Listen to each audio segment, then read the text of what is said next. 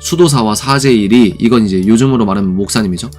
수도사와 사제의 일이 아무리 거룩하고 힘들다 하더라도 하나님이 보시기에는 시골 사람들이 들에서 하는 노동이나 여성이 하는 집안일과 조금도 다르지 않다. 여러분, 이걸 진짜, 물론 이 사람 말은 성경이 아니니까 함부로 아멘을 하면 안 되겠지만 진짜 조금도 다르지 않다는 걸 여러분들이 심정적으로 정말 전적으로 동의할 수 있겠습니까? 이게 뭐냐면 여러분, 이게 개혁이라고 하는 거예요. 이게 개혁. 이게 우리가 갖고 있는 기존 종교적 통념을 뒤집는 이런 게 개혁이라고 하는 겁니다. 두둔. 이 일을 너무나 즐기고 좋아하는, 사실상 이 일을 예배하는 나머지, 여기서 회개하실 분 있으십니까? 이 일을 예배하는 거예요. 이 일을 예배하는 나머지 예수님에 대한 헌신이 중심에서 밀려나진 않는가. 이게 현대인 크리스천, 자기 개발에 속고 있는 크리스천들이 갖고 있을 가장 은밀하고 큰 우상일 수 있다는 거예요. 하나님의 영광을 위해 일한다고 하면서 이 일을 예배하는 겁니다.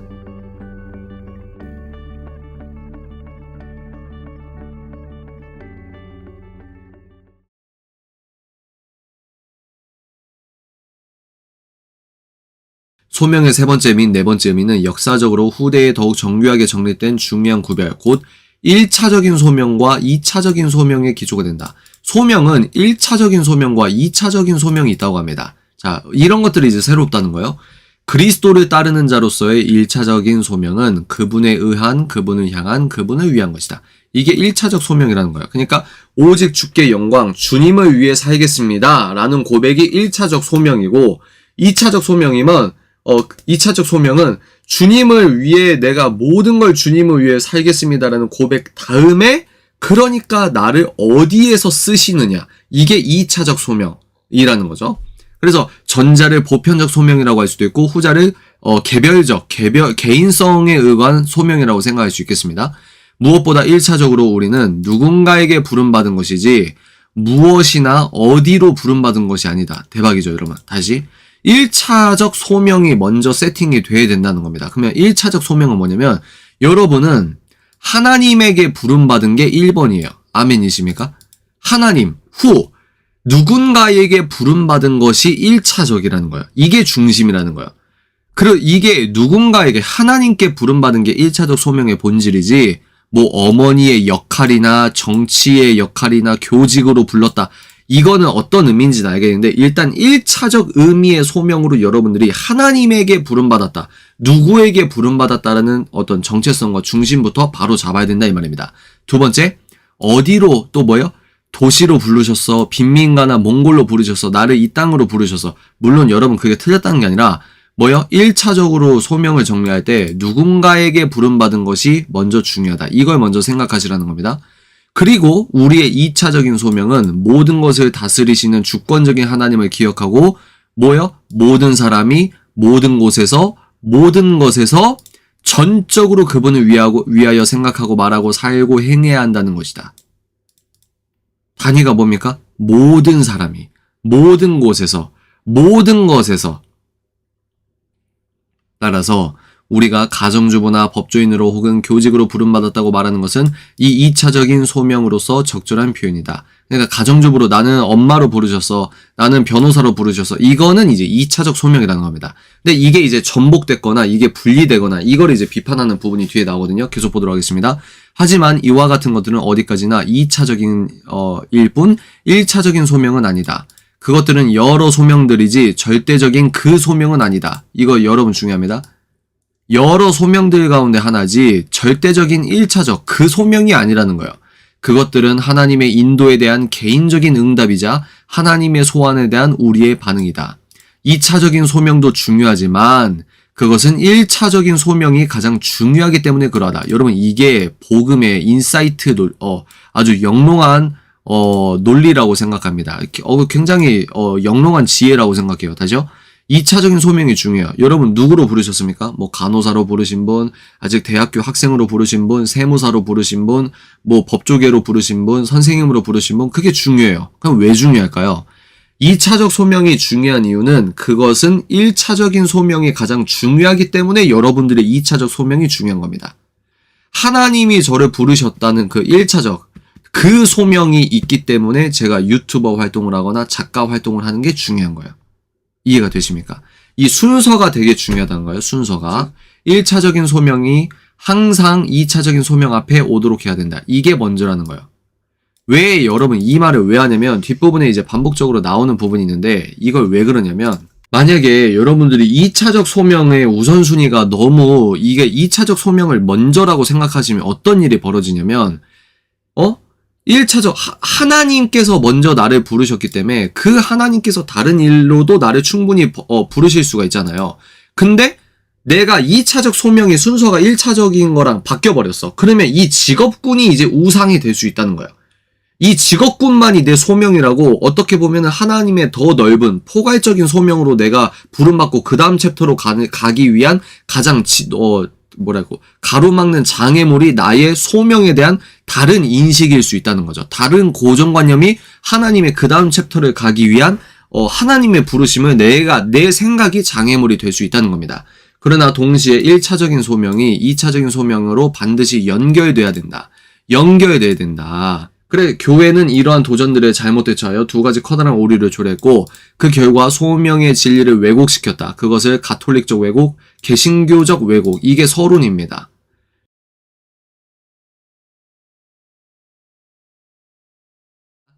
가톨릭적 왜곡, 볼까요? 그리스도를 따르는 자들에게 소명의 진리는 모든 사람이 모든 곳에서 모든 것에서 삶 전체, 이게 중요해요. 삶 전체를 하나님의 부르심에 대한 반응으로 사는 것을 의미한다. 어디요? 삶 전체를. 교회에서 내가 설거지하고 이것도 중요한데 교회뿐만 아니라 내 일터에서 삶 전체에서 하나님의 부르심에 응답하는 게 소명이란 말이에요. 그런데 종종 이 같은 소명의 총체적인 성격이 왜곡되어 세속적인 것을 희생시킨 채 영적인 것을 격상시키는 일종의 이원론이 되었다. 이게 중요한 거예요. 세속적인 건 더럽고, 여러분 세속적인 게 더럽고 육적인 건 더러우면 예수님께서 어떻게 더러운 육체를 입고 오셨습니까? 그게 영지주의예요. 어떻게 신이 더러운 물질을 입고 왔냐는 거예요. 그게 아닙니다. 세속적인 것을 희생시키고 영적인 걸 격상시켰다. 이게 가톨릭적 소명의 왜곡이다. 그 이유는 그것이 가톨릭 시대에 발생했고 지금도 가톨릭 전통의 주류 입장이기 때문이다. 머리 탕탕탕. 네, 좋아요. 그렇다고 개신교인들이 잘난 체 할 입장에 있는 것도 아니다. 우선 윌버포스가 그럴 뻔했던 것처럼 수많은 개신교인들이 가톨릭적 왜곡에 굴복해버렸다. 예를 들어 오늘날 개신교에서 통용되는 전임 기독교 사역이란 용어를 생각해보자. 뚜둔. 그 용어는 마치 교회나 기독교 기관에서 일하지 않는 사람은 파트타임으로 그리스도를 섬기는 것처럼 오도하고 있다. 뚜둔. 다음 장에서 살펴볼 소명에 대한 개신교의 혼동은 이보다 더 잘못된 개신교적 왜곡을 초래했다. 오, 노. 뭐요? 가톨릭적 왜곡은 뭡니까? 세속과 영적인 것을 분리시키고 영적인 걸 격상시키는 일종의 이원론이다. 근데 개신교는 여기서 더 아주 복잡 다단하게 부정적 의미의 복잡 다단함으로 들어가는 왜곡을 버려버렸다. 이런 겁니다. 이것도 일종의 이원론은 나왔는데 이번에는 영적인 것을 희생시킨 채 세속적인 것을 격상시켰을 뿐 아니라 거꾸로죠. 개신교적인 건 왜곡은 거꾸로 소명을 세속적인 것을 격상시키는 꼴이 됐다. 그뿐만 아니라 후자를 전자로부터 완전히 분리시켜버렸다. 완전히 이분법적으로 뜯어놨다는 겁니다. 그러니까 하나님께서 부르신 삶, 그러면 그럼 목사님으로 부르셨어요? 저도 그랬다는 거예요. 저도. 여기 보실까요? 그래서 옛날에는 성직자나 교회 풀타임 일하는 사람은 완전한 사람이라고 했고, 그리고 또 뭡니까? 교회 일이 아닌 그냥 세상 사람들, 대장장이가 있을 수 있고, 각을 뜨는 정육점 아저씨일 수도 있고, 또 문구점 사장님일 수도 있고, 그건 뭐라고 했냐? 허용된 삶이다. 두둔. 약간 좀 그렇죠. 그죠? 또 근데 성 어거스틴이나 토마스 아퀴나스나 아주 훌륭한 사람들도 이 세속적인 일과 영적인 일을 분리하듯 생각을 했다. 이렇게 비판을 하면서 뭐요? 관조적인 삶이 더 좋은 삶이다. 관조적인 삶은 한마디로 집에서 책만 읽고 이렇게 성경 말씀 전하고 소위 말해서 화이트 칼라 같은 거. 활동적, 근데 화이트 칼라인데 어떤 화이트 칼라? 종교 카테고리 안에 있는 화이트 칼라. 근데 활동적인 삶은 뭡니까? 블루 칼라도 블루 칼라인데 화이트 칼라인데도 교회 밖에서 화이트 칼라. 변호사도 화이트 칼라죠. 왜? 활동적이잖아요. 교회 밖에 있잖아요. 종교 밖에 있잖아요. 그러니까 이게 은근히 우열이 된다는 거예요. 우열이. 총체적으로 같이 부르신 게 아니라 저런 삶이 더 특별한 삶이야. 이렇게 되는 거예요. 고차원 대 저차원, 거룩성 대 세속성, 완전함 대 허용됨, 관조 대 활동. 이 견해에서는 이원론과 엘리트주의를 굳이 강조할 필요가 없다. 유감스럽게도 소명에 관한 이 같은 이층 구조 혹은 이중생활적인 견해는 소명의 영역을 좁히고 대부분의 그리스도인들을 소명의 테두리 밖으로 밀어냄으로써 성경의 가르침을 심하게 왜곡했다. 이게 가톨릭적 왜곡이라는 거예요. 또한 후대의 기독교적 사고에 지배적인 영향을 미치기도 했다. 예를 들면 성 어거스틴이나 토마스 아퀴나스는 모두 농부가 기술자와 상인의 일을 칭송했지만 항상 관조적인 삶을 활동적인 삶보다 상위에 놓았다.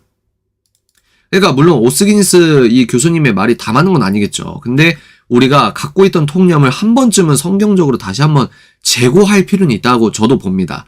활동적인 삶은 필요에 의해 하는 2등급의 삶으로 묘사됐다. 이게 있다는 거예요.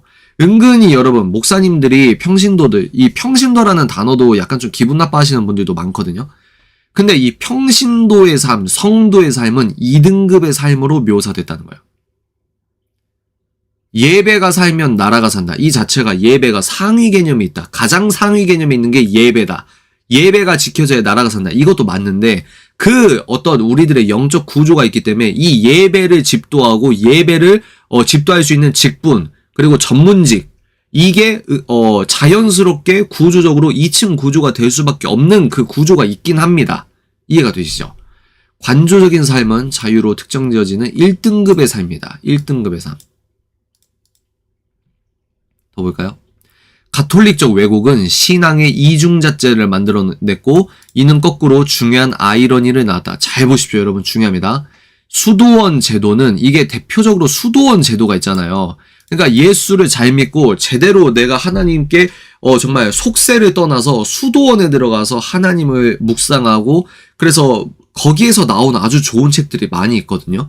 수도원의 문화로 아주 좋은 것들이 많이 있긴 한데 반면에 여기 한번 보실까요? 수도원 제도는 개혁의 사명과 함께 시작되었다. 점점 더 세속화되어가는 교회를 향해 그런 와중에도 복음이 요구하는 급진적인 생활 방식을 실천할 수 있음을 주지시키려고 노력했던 것이다. 급진적, 복음이 요구하는 세상을 완전히 거스르는 그런 급진적인 생활 방식을 실천할 수 있음을 주지시키려고 노력했던 것이다. 근데 문제가 뭐냐? 그러나 수도원 제도는 전문가들, 그러니까 영혼의 귀족들, 그러니까 목사님이죠. 요즘으로 말하면 목사님들에게만 급진적인 길을 요구하였고 이게 중요한 거예요. 수도원에 있는 사람들만 그런 삶을 요구하였고 다른 모든 사람, 일반 성도들에게는 다른 모든 사람은 그에게 면제해주는 뭐요? 급진적인 삶에서 면제해주는 이른바 이중잣대를 적용함으로써 뭐요? 결과적으로 풀어주는 효과를 낳았다. 이게 무슨 말인지 아시겠죠? 이 논리를 아시겠습니까? 그러니까 복음의 급진적인 생활을 하기 위해 수도원 제도를 만들었는데 역설적으로 수도원 제도를 만드니까 여기서만 급진적인 거예요. 세상 수도원뿐만 아니라 이 조각가든 아니면 뭐 거래상이든 모든 사람들이 예수를 믿고 급진적으로 복음으로 개혁을 해야 되는데 그게 아니라 수도원에만 모여있는 이 사람들만 개혁적이고 영적인 본질을 추구하려고 하고 이 사람들만 거룩하려고 노력하는 트레이닝이 있고 이 사람들은 오히려 면제해주는 구조가 되면서 뭐요? 역설적으로 풀어주는 효과를 낳았다. 그러므로 이 제도는 세속화를 막으려는 본래의 의도와는 뭐요? 정반대로 오히려 세속화를 촉진하는 아이러니를 초래했다. 근데 여러분 여기에서 지금 대한민국 현재 기독교계가 많이 오버랩 되지 않습니까? 그거거든요 지금. 그러니까 저는 어떤 얘기를 합니까? 지금 제가 이 4년 내내 했던 말이 뭐예요? 제가 옛날 3년 전에 찍었던 영상 보세요. 기독교인이 크리스천의 영화를 어떻게 봐야 되나요? 크리스천은 소비를 어떻게 해야 되나요? 그게 뭐죠? 총체적인 믿음을 다루는 거거든요. 뭐요? 세속화를 촉진하는 아이러니를 초래한 이 우리들의 잘못된 결함 있는 기독교 세계관에 의거한 잘못된 기독교적 통념이 있다고 하면 이걸 깨야만 이 마지막 세대의 대한민국이 하나님이 기뻐하시는 나라가 되고 기뻐하는 문화를 지킬 수 있고 기뻐하는 법을 지킬 수 있단 말이에요. 근데 아직도 이게 딱 국한돼가지고 성경 얘기하고 여러분 강해 설교 잘하는 목사님 얼마나 많습니까? 강해 설교 얼마나 다 잘해요. 목사님들 다 기타 잘 치고 목소리 좋고 노래 잘하고 젠틀하잖아요. 근데 뭔가 부족한 그런 느낌 없지 않으세요? 강해는 차고 넘치는데 왜 성도들의 삶은 월, 화, 수, 목, 금, 토요일과 주일의 예배자의 삶이 뜯어졌냐 이 말입니다. 이걸 붙이는데 우리들의 사명이 있다고 저는 생각합니다. 결국에는 수도원 자체도 세속화에 굴복함으로써 이거는 이제 프랜시스 셰퍼 목사님 그 책 공부하신 분 이거 뭐예요? 하층부에 잠식한 자율성은 언제나 상층부를 잠식한다. 하층부에 들어온 자율성은 언제나 상층부를 잠식한다. 결국 세속사회 일반 성도들은 세속화를 그냥 용인해버리면 결국 본인들도 썩어버린다는 거예요. 그래서 엘리트주의, 권력, 교만, 타락의 중심 통로가 되어버렸다. 계속 보도록 하겠습니다. 여러분 요거 보세요. 다 빨간색이죠. 엄청나게 중요합니다. 여러분 이거 보세요.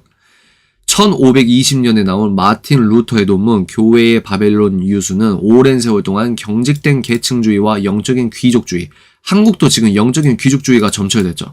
그러니까 너무 교회의 어떤 실체적으로 아주 낯뜨거운 일들만 말하면 우리가 교회 비판하는 시간이 되면 안 되니까 제가 좀 자제를 하겠습니다.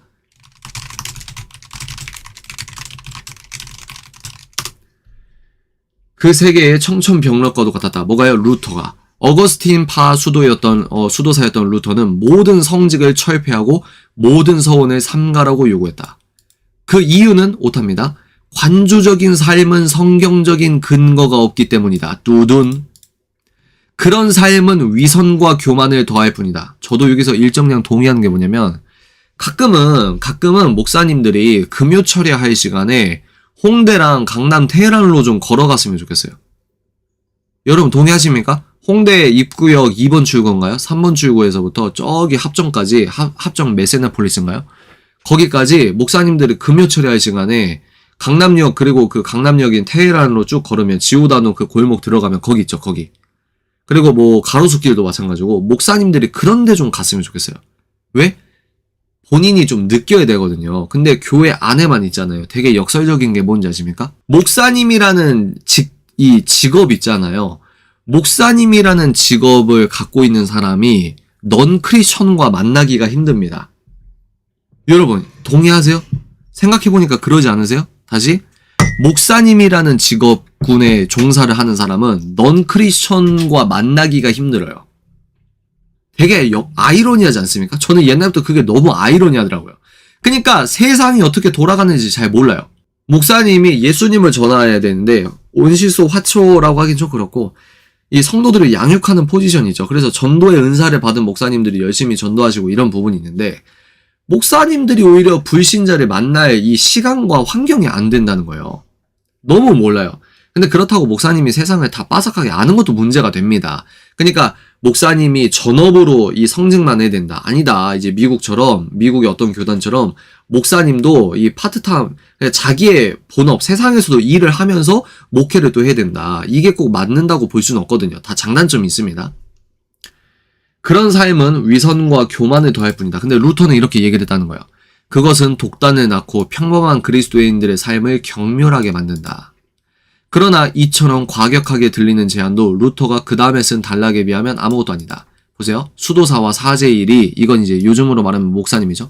수도사와 사제의 일이 아무리 거룩하고 힘들다 하더라도 하나님이 보시기에는 시골 사람들이 들에서 하는 노동이나 여성이 하는 집안일과 조금도 다르지 않다. 여러분 이걸 진짜, 물론 이 사람 말은 성경이 아니니까 함부로 아멘을 하면 안 되겠지만 진짜 조금도 다르지 않다는 걸 여러분들이 심정적으로 정말 전적으로 동의할 수 있겠습니까? 이게 뭐냐면 여러분 이게 개혁이라고 하는 거예요. 이게 개혁. 이게 우리가 갖고 있는 기존 종교적 통념을 뒤집는 이런 게 개혁이라고 하는 겁니다. 두둔.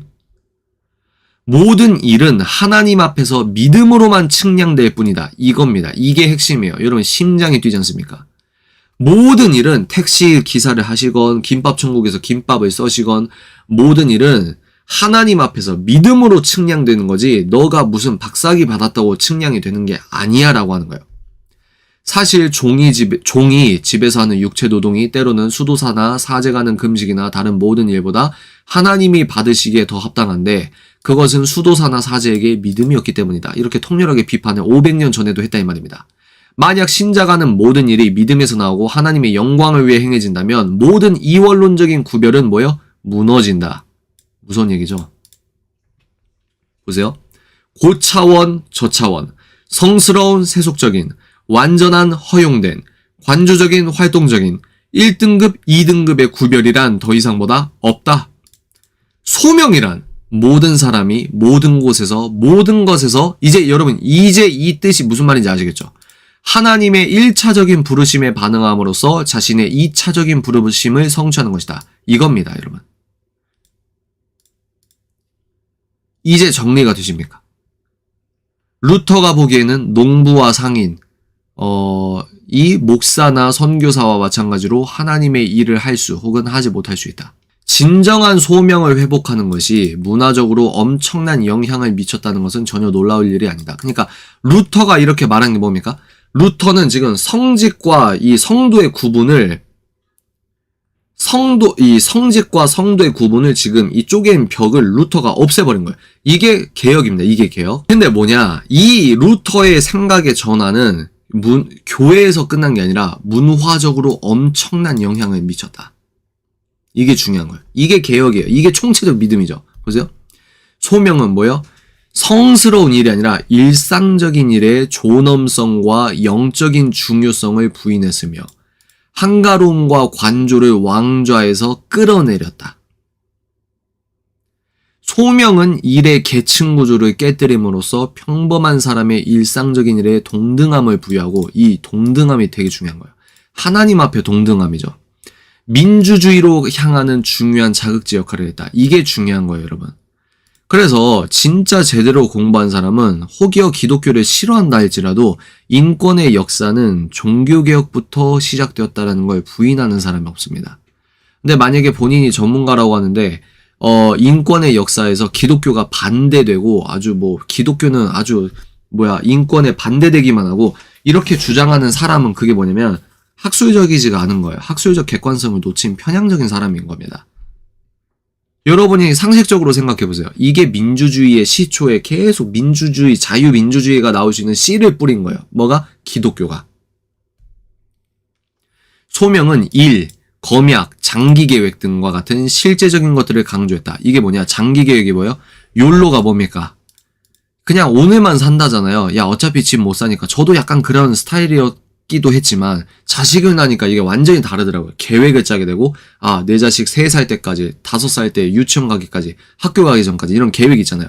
소명이 뭐냐? 일, 우리들의 일, 검약, 그리고 장기계획, 저축 이런 거 있죠. 등과 같은 실제적인 것들을 강조했다. 이게 기독교적인 겁니다. 무조건 만나만 하나님 다 알아서 해줘. 여러분 이렇게 살면 안 돼요.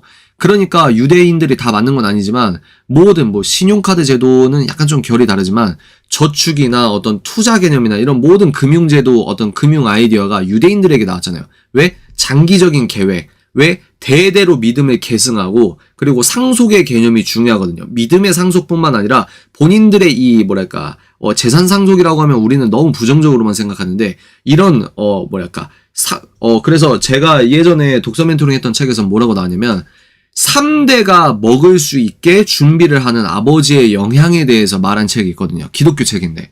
그런 것들이 있다는 겁니다. 그러니까 이런 걸 강조함으로써 근대 자본주의의 발흥에 강력한 영향을 미쳤다. 그렇다고 여러분 너무 장기 계획, 나만의 계획이 왕이 되면 또 안 되겠죠. 그죠? 삶의 모든 영역에서 그리스도를 주님으로 모시려는 노력. 이겁니다. 가톨릭적 왜곡이 뭡니까? 영적인 걸 위로 올려뒀다는 거예요. 그래서 계층화, 계급화, 엘리트주의가 왔다. 이게 한국 기독교계도 무시할 수 없다. 그래서 하물며 윌리엄 윌버포스도 인격적 하나님을 만나고 목사로서 부름받았구나. 이렇게 생각을 해서 그 유혹에 넘어갈 수 있다는 거죠. 유혹은 저의 표현이 아니고 책에서 아까 나온 거죠. 아브라함 카이퍼의 이 영역주권론은 그런 의미에서 아주 유명한 구절입니다. 여러분 한번 같이 소리 내서 읽어볼까요? 시작. 모든 피조계에서 예수 그리스도께서 이는 내 것이다, 이것은 나에게 속한 것이다 라고 외치지 않으시는 곳은 단 한치도 없다.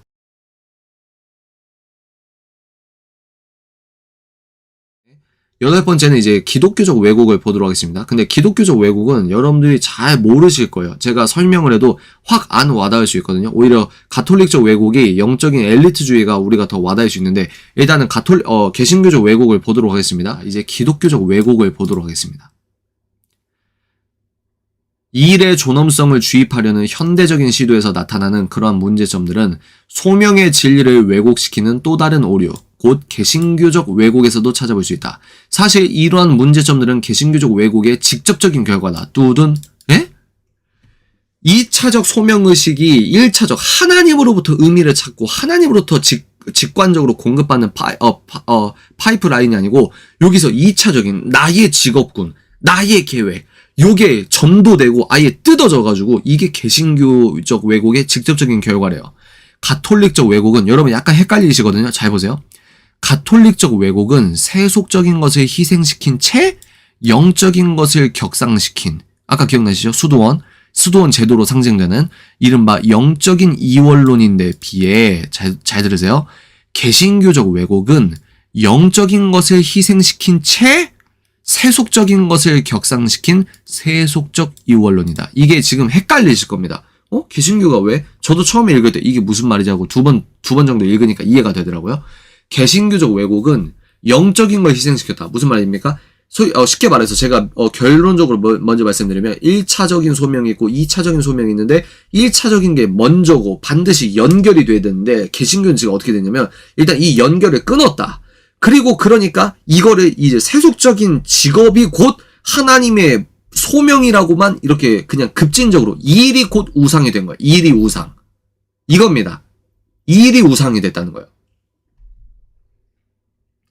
현대 세계의 압력으로 인해 개신교적 왜곡은 더 극단적인 형태를 띠게 됐다. 현대 세계의 압력은 대표적으로 테일러주의를 할 수 있겠죠. 모든 걸 효율과 능률 위주로 생각하는 거. 그래서 학교에 50분 끝나서 종소리 땅땅땅땅, 그게 테일러주의입니다. 공장에서 50분이라고 10분 쉬고 그거를 애들한테부터 주입하기 위해서 애들 50분 공부하고 종치는 소리가 공장이나 똑같은 거예요. 그게 테일러주의거든요. 현대 세계의 압력으로 인해 개신교적 왜곡은 더 극단적인 형태를 띠게 됐다. 그것은 세속적인 것을 영적인 것에서 완전히 갈라냈다. 소명을, 보케이션을 워크로 대치하는 용어로 축소시켰다. 그러니까 일이 우상이 됐다 이거야. 너의 일 자체가 소명이라고 너무 이걸 딱 이분법적으로 이것만 지금 강조한 겁니다. 다시, 천주교는 세속적인 일은 따로야, 영적인 일이 따로 있어 이러면서 영적인 일이 위로 올라갔어요. 근데 개신교는 잘못된 어떤 청교도 정신과 약간 왜곡돼서 이게 주객이 전도돼가지고 하나님으로부터 받은 어떤 영적인 균형과 이게 1번이고 이게 연결이, 기차가 붙어있듯이 이게 연결이 돼야 되는데 연결이 끊어졌고 이 일이 곧 소명이 됐다는 거예요. 이 일 자체가. 그렇게 함으로써 소명의 목적을 완전히 저버린 채 역설적으로 오히려 반작용을 일으켜 가톨릭적 왜곡으로 되돌아갔다. 이게 되게 어려운 표현이거든요. 그러니까 보세요. 이게 무슨 말이냐. 모든 일 자체가 소명이라고 해버리니까 역설적으로, 이렇게 해버리니까 역설적으로 어떤 게 있냐면 목사로 부름받은 사람들이 더 특별해 보이는 겁니다. 그러니까 이게 뭐예요? 결국은 지금 가톨릭적 왜곡으로 지금 돌아가 버린 거예요. 이해가 되세요 지금? 여러분 피드백 좀 주십시오. 이게 헷갈릴 거예요. 여러분 읽을 때. 이해가 되십니까? 다시, 내 일적인 거, 소명을 일로 대체해버렸다. 이 일이 그 소명으로 딱 돼버리니까 오히려 목사로 부름받은 사람들이 더 특별해 보이는 거예요. 그래서 이게 아이러니하게 역설적으로 반작용이 되니까 오히려 가톨릭적 왜곡으로 영적인 게 또 올라가 버리는 거예요. 개신교적 왜곡의 씨앗은 청교도들에게로 거슬러 올라간다. 전반적으로 청교도들은 소명의 진리에 관한 굉장한 사람들이었다. 이전의 종교개혁들과 같이 최상의 명백한 청교도 사상은 1차적인 소명을 2차적인 소명으로부터 분리시킨 적이 결코 없었다. 1차적인 소명, 그분에 의한, 그분을 향한, 그분을 위한. 2차적인 소명은 뭡니까? 모든 사람이 모든 곳에서 모든 것에서. 이게 2차적인 건데 지금 개신교가 요거를 지금 소명과 이렇게 너무 이 섣부른 일반의 오류를 1차적 소명과 2차적 소명을 개신교가 끊어버리고 그리고 2차적 소명만 부각했다는 거예요. 순서가 왜곡돼서 결과적으로 어떻게 됐다? 가톨릭적 왜곡으로 돌아갔다 지금. 이처럼 초기에는 잠재되어 있던 불균형이 점차 자라나서 청교도 시대에는 완전한 왜곡으로 나타났다. 그러니까 이런 불균형이 잠재되어 있어서 시간이 지날수록 완전히 왜곡됐다. 일, 거래, 고용, 직업 등과 같은 단어들이 서서히 소명과 호환되어 사용되기 시작한 것이다. 이 같은 현상으로 소명의 방향성이 바뀌었다. 이게 되게 중요해요. 여기서 무슨 단어가 중요할까요? 방향성이 바뀌었다는 게 중요한 거예요. 이거 여러분 진짜 무서운 말입니다. 그러니까 점점점 잘못된 청교도적 어떤 정신이 왜곡되기 시작하면서 보세요. 일, 거래, 고용, 직업 등과 같은 단어들이 서서히 소명과 호환됐다. 근데 소명은 뭐냐? 1차적으로 하나님의 부르심이야. 예수께서 말씀하셨어. 너 나를 따르라. 아멘이십니까, 여러분? 그게 본질이고 그게 먼저인데 이게 기독교계가 점점 뭔가 틈이 벌어지더니 이제 나를 따르라가 아니라 일, 거래, 고용, 직업 이런 단어가 소명처럼 지금 여겨지고 대치됐다는 거예요. 즉 그것은 하나님의 명령보다는 이겁니다. 하나님의 명령, 이거 중요한 거예요, 여러분. 이게 우리가 모태신앙이나 이 기독교인들의 특징이 뭐냐면 다 언어가 죽어버려가지고 다 시체 같은 언어를 써서 하나님의 명령보다는 이래도 여러분들이 책을 읽을 때 그냥 넘어갈 겁니다. 그게 아니죠. 창조주, 여러분, 오늘 여러분 아파트 단지의 주인이 누구 거예요? 여러분 집 누구 겁니까? 뭐 집주인이에요? 등기 떼보면 집주인 겁니까? 여러분 매매해서 여러분이 집주인입니까? 근데 본질적 주인이 누구예요? 이 부동산과 동산의 모든 주인이 원래 누구 겁니까? 창세기 여호와 하나님이라고 여러분 넌크리스천이랑 이 육아만 카페에서 아니면 유치원 행사 끝나고 엄마들이랑 모여있을 때 이 모든 땅의 주인은 하나님이라고 그렇게 얘기할 수 있어요? 진짜 하나님의 영광됨과 주되심을 카페에서 공적인 차원에서 선포하실 수 있습니까? 교회에서는 너무 쉽죠. 예수 믿는 사람끼리 모여있는데 신앙 고백하는 건 어떤 의미에서 믿음 좋은 코스프레고 영적인 레벨업, 오이의 안수집사, 오이의 권사, 오이의 장로 이런 거 말고요. 진짜 여러분 회사 가운데서 하나님의 주되심을 당당하게 선포할 수 있겠냐는 거예요. 근데 하나님의 명령, 이게 얼마나 무서운 단어냐면 여러분 명령을 거부하면 어떻게 됩니까? 군사 위기 상황에서는 군대 상관의 명령에 복종하지 않으면 그 자리에서 판결을 할 수가 있어요. 명령이 그렇게 무서운 거예요. 근데 이 우주를 주관하시는 여호와 하나님, 얼마나 제가 어제 아내랑 가정 예배를 드렸거든요. 왜냐면 가장 좋은 태교가 예배잖아요. 그래서 예배를 또 드렸습니다. 새벽 1시에 하루 마무리가 돼가지고 아내랑 이제 새벽에 예배를 잠깐 드렸는데 보세요. 우리의 하나님은 아브라함에게 노크하신 그 하나님이 나의 하나님입니다. 너무 떨리지 않습니까? 다시. 아브라함에게 노크한 하나님이 나의 하나님, 그 하나님이 동일한 분이에요. 동일한 분. 근데 그 하나님께서 명령하시는 거예요. 어떻게? 나를 따르라. 이게 먼저란, 이게 먼저. 근데 개신교는 뭐라고요? 개신교적 왜곡은 하나님의 명령보다는 이 명령이라는 단어가 갖고 있는 복음적 무게감을 여러분들이 재자각하시길 바랍니다. 사회적인 의무와 역할로 여겨지게 되었다. 그러니까 일이 왕이 되는 겁니다. 일이 왕. 일. 은밀한 우상이에요. 결국에는 믿음과 소명이 완전히 결별하게 이르렀다. 그러니까 열심히 일한다는, 하나님을 위해 열심히 일한다는 그 명분으로 은근히 그 신본주의적 믿음이 점점점 마모되고 와해될 수 있다는 거예요. 근데 구조적으로 기독교계의 어떤 패러다임 자체가 그렇게 오류를 포함하고 있다라고 지금 지적을 하고 있는 겁니다. 그리스도인 개개인이 소명을 지녀야 한다는 본래의 요구가 나중에는 시민 개개인이 직업을 가져야 한다는 요구로 변해버린 것이다. 그러니까 여러분 이 오스기니스는 프로테스탄트 윤리를 비판해요.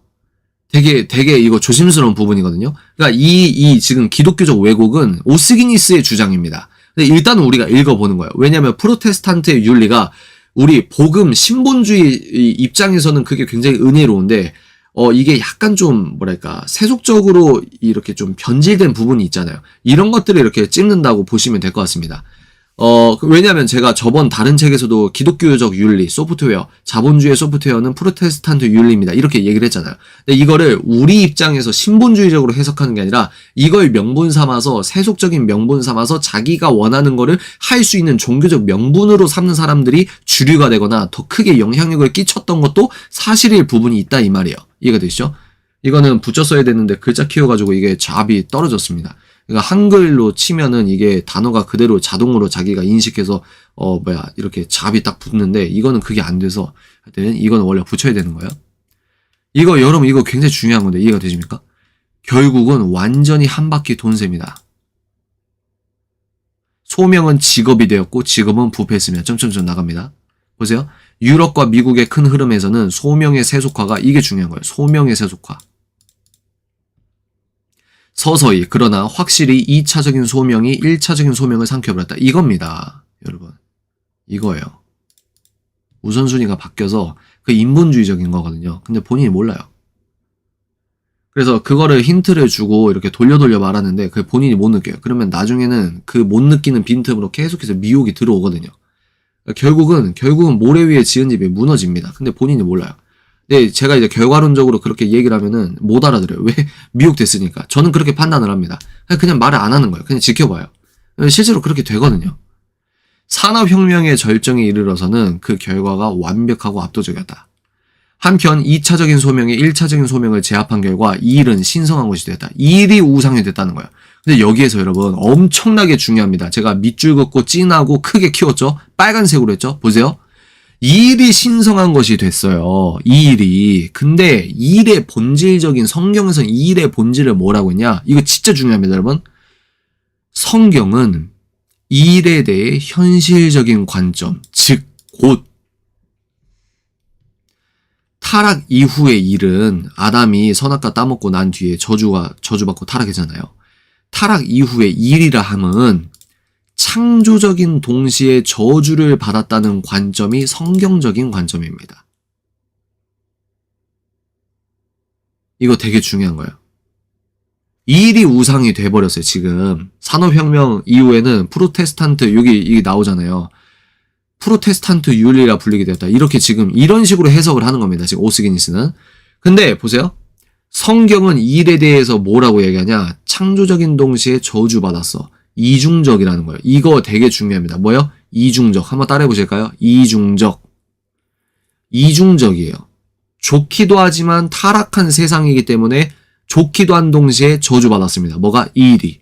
근데 개신교적 왜곡이 뭐라고요? 이 일이 우상화됐고 이 일이 곧 소명이 됐다는 거예요. 그러니까 부작용이 나올 수밖에 없는 겁니다. 19세기 말과 20세기 초에는 그 균형이 보다 깨졌다. 이 일은 전적으로 선할 뿐 아니라 사실상 거룩하게 여겨져서 그에 대한 열정이 점증하여 후에는 프로테스탄트 윤리라 불리겠다. 이거는 이제 오스기니스의 해석입니다, 여러분. 그래서 여기 아니 이거 좀 너무한 거 아니야? 라고 하는데 나름대로 논리가 있어요. 오스기니스 뭐라고 했냐 보세요. 미국 쿨리지 대통령은 공장을 세우는 사람은 성전을 세우는 것이며 공장에서 일하는 사람은 그곳에서 예배하는 것이다 라고 단언했다. 물론 어떤 의미에서는 그렇게 여길 수도 있겠다고 하지만 어떤 느낌인지 아시겠죠? 이 지금 오스기니스가 비판하는 이 문맥이 어떤 의미인지 아시겠죠, 여러분? 헨리 포드, 이 포드 자동차 있잖아요. 익스플로러 SUV 많이 사시잖아요. 그 헨리 포드는 이 일은 도덕적, 신체적, 사회적으로 인류를 구원한다라고 선언했다. 그러니까 너무 같다는 거예요. 너무 같다는 거. 이제 이해가 되시죠? 이 프로테스탄트 윤리라는 외피를 입고 너무 일이 우상화됐는데 성경에서 뭐라고 하냐? 일은 창조적인 동시에 저주받았기 때문에 건전한 균형이 필요하다. 그 균형이 뭐라고요? 1차적 소명과 2차적 소명이 있는데 1차적 소명이 항상 먼저다. 나를 따르라. 예수를 따르라. 누구를? 하나님이 주체가 된 그 따르심을, 우리가 그 부르심을 받은 그 부르시는 분과 부름받은 나. 이게 1번이고, 그 다음에 2차적으로 이게 직업군이 될 수가 있겠죠. 이게 순서가 이렇게 되고, 이건 연결이 돼야 되는데, 개신교는 뭐예요? 이거에, 이 세속적인 일에만 소위 말해서 영적인 안수를 준 꼴이다. 그래서 결과적으로 지금, 여기에서 지금 결과적으로 어떤 일이 있냐면, 보세요. 다른 한편 이 승리는 소명의 세속화를 의미했다. 마치 보조 추진 로켓을 연소시킨 후에 버리는 것처럼 소명의 역동성은 2일이라는 좋은 우주선을 우주에 띄워놓은 다음 멀리 떨어져 나가버렸다. 여러분 이거 나름 진짜 엄청난 통찰이라고 생각합니다. 여러분 이거 지금 작가가 하는 말이 이제 이해가 좀 되십니까? 혼자 읽으실 때보다 이 작가의 의도가 지금 이해가 되세요? 다시 소명의 역동성이 있는데 2일이라는 좋은 우주선을 우주에 띄워놓고 이 소명이 떨어져 나가버렸다. 그러면 어떻게 됩니까? 여러분? 제가 아까 뭐라고 했어요?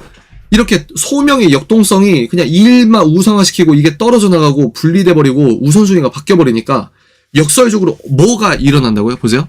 소명은 이제 수입이 적지만 희생을 감수하는 직종의 노동자, 성직자, 종교인, 좀 더 실용적인 일을 하는 사람들을 고상하게 일컫는 말이 되었다. 뭐죠? 결국 한 바퀴 돌아서 가톨릭적 왜곡으로 돌아간 거예요, 지금. 이해가 되십니까? 제가 이거를 지금 2주에 1회차 내내 지금 이 두 뿌리를 잡고 있는 이유가 뭐라고요? 이 책을 지금 지탱하고 있는 작가의 기둥과 같은 인사이트예요. 이거를 여러분들이 잡고 이 뒤에 이 책을 보시면 계속해서 작가가 뭐라고 합니까? 또 다른 챕터에서 설명하면서 이건 가톨릭적 왜곡이다. 또 이거는 개신교적 왜곡이다. 계속 이렇게 반복을 하거든요. 이해가 되십니까? 지금 이 말이 무슨 말인지 아시겠어요? 그렇다면 이 개신교적 왜곡이 재앙에서 회복될 길이 있는가? 적어도 두 가지가 필요하다. 뭐요? 먼저 부르는 자를 배제시킨 소명의 개념을 뒤엎고 무슨 말이냐? 순서를 바로잡고 그 다음 뭐요? 1차적 소명의 우선순위를 회복해야 된다. 이게 필요하다는 거예요. 개신교에서는. 이 일을 너무나 즐기고 좋아하는 사실상 이 일을 예배하는 나머지 여기서 회개하실 분 있으십니까? 이 일을 예배하는 거예요. 이 일을 예배하는 나머지 예수님에 대한 헌신이 중심에서 밀려나진 않는가. 이게 현대인 크리스천, 자기개발에 속고 있는 크리스천들이 갖고 있을 가장 은밀하고 큰 우상일 수 있다는 거예요. 하나님의 영광을 위해 일한다고 하면서 이 일을 예배하는 겁니다. 우리는 섬기는 활동이나 유용성, 하나님을 위해 생산성 있게 일하는 것을 강조하는 나머지 막상 그분을 잊어버리진 않는가. 막상 여러분 명함에 앞면이 성도고 뒷면이 여러분 2차적 부름 받은 나의 직업 명함인데 막상 내가 예수 그리스도 제자된 예수님을 따르라는 이 예수 제자된 게 명함의 앞면이 아니고 이쪽이 앞면이 되는 거예요. 이쪽이. 교회에서도. 일상생활에서도. 우리는 자신이 중요한 인물이라는 것을 입증하고자 애쓰고 있지 않은가. 이런 것이 여러분 저는 너무 안타까워요. 진짜. 저는 여러분 제가 좋고 싫음이 분명한 거 아시죠? 저는 시쳇말 좀 써도 됩니까? 여러분? 저는 뭣도 아닌데 막 뭐인 척하는 사람들이 너무 싫어요. 그러면 이거는 세속적 표현이지만 제가 뭣도 아닌데라고 말하는 건 뭐 하버드를 나오든 아이비리그에 나오든 지식적 머리가 있고 여러분 영성적 머리는 따로 있거든요. 그러니까 인간들이 쌓는 어떤 그 산술적인 지식 자체를 무시하는 건 아닌데요. 그 전문적인 지식도 중요하죠. 근데 영적인 지혜는 따로 있단 말이에요. 근데 많은 청년들이 특히 스펙 좋은 애들이라고 하는 애들이 너무 몰라요. 그리고 막 자기가 잘난 걸 어떻게 막 드러내려고요. 안 잘났거든요. 그게 너무 안타까운 거예요, 보면서. 그러니까 뭡니까? 그래서 겸손이 은사라고 하는 거예요. 겸손이 은사. 우리는 여러분이 중요한 인물이라는 걸 막 저 사람 앞에서 입증하려고 애쓰지 않으십니까? 저는 그게 하수라고 하는 거예요. 이 세상에 영향력을 미치기 위해, 우리의 이름을 길이 남기기 위해, 목사님께 칭찬받기 위해, 목사님께 인정받기 위해, 아니 물론 그것도 중요하죠. 내가 존경하는 목사님이 칭찬하면 그것도 기분 좋을 일이죠. 근데요, 본질적으로 말하면 하나님께 칭찬받아야죠. 그죠? 그래서 이런 의미에서 교회 봉사하는데 내 가정을 안 챙긴다. 애들이 막 밥을 굶어도 상관없이 그냥 내가 막 예배가 아니고 교회 일에 미쳐있다. 저는 그거 안 좋다고 봅니다. 그거 좋은 거 아니라고 봐요. 그런 거 있잖아요. 막 가정의 밸런스가 와장창 깨졌는데 본인은 막 홀리하고. 이게 아니거든요. 이게 아니에요. 저는 그렇게 생각합니다. 하나님의 부르심은 그처럼 인간적인 성향으로 깊이 빠져드는 길을 차단한다. 우리는 1차적으로 어떤 것을 하도록 혹은 어디론가 가도록 부름받은 것이 아니다. 이거 되게 중요한 말입니다. 1차적으로 어떤 것을 하도록, 어떤 것, what이죠, what, 무엇을 하도록, 혹은 어디, where, 어디로 가도록 부름받은 게 아니다. 아까 뭐요? 나는 변호사로 부름받았어. 나는 인도로 부름받았어. 이건 2차적이라는 거예요, 2차적. 우리는 누군가에게로 부름받았다. 먼저 특별한 일로 부름받은 것이 아니라, 이게 중요합니다. 특별한 일로 부름받은 게 아니고, 하나님께로 부름받았다. 하나님께로 부름받았다. 부르심에 대한 올바른 응답은 다른 어떤 것도 다른 누구도 아닌 오직 하나님께만 헌신하는 것이다. 저도 이 고백을 오늘 다시 하게 됩니다. 요약하면 우리는 두 가지 소명을 함께 묶음으로써 두 가지 왜곡을 피해야 한다. 즉 1차적인 소명을 강조함으로써 개신교적 왜곡을 극복하고 2차적인 소명을 강조함으로써 가톨릭적 왜곡을 극복해야 된다. 이게 이제 무슨 말인지 아시겠죠? 이원론은 소명을 무력하게 하지만 총체적인 이해는 소명이 위력을 발휘하게 한다. 이 총체적인 믿음과 총체적인 이해가 중요하죠. 즉 하나님의 것이 되고자 하는 열정은 소명에 응답하는 모든 이의 에너지를 모은다. 자, 이게 이제 제가 중요하다고 했던 7번, 8번입니다. 이 책의 어떤 중심 골격이라고, 골격적 논조라고 할 수 있어요.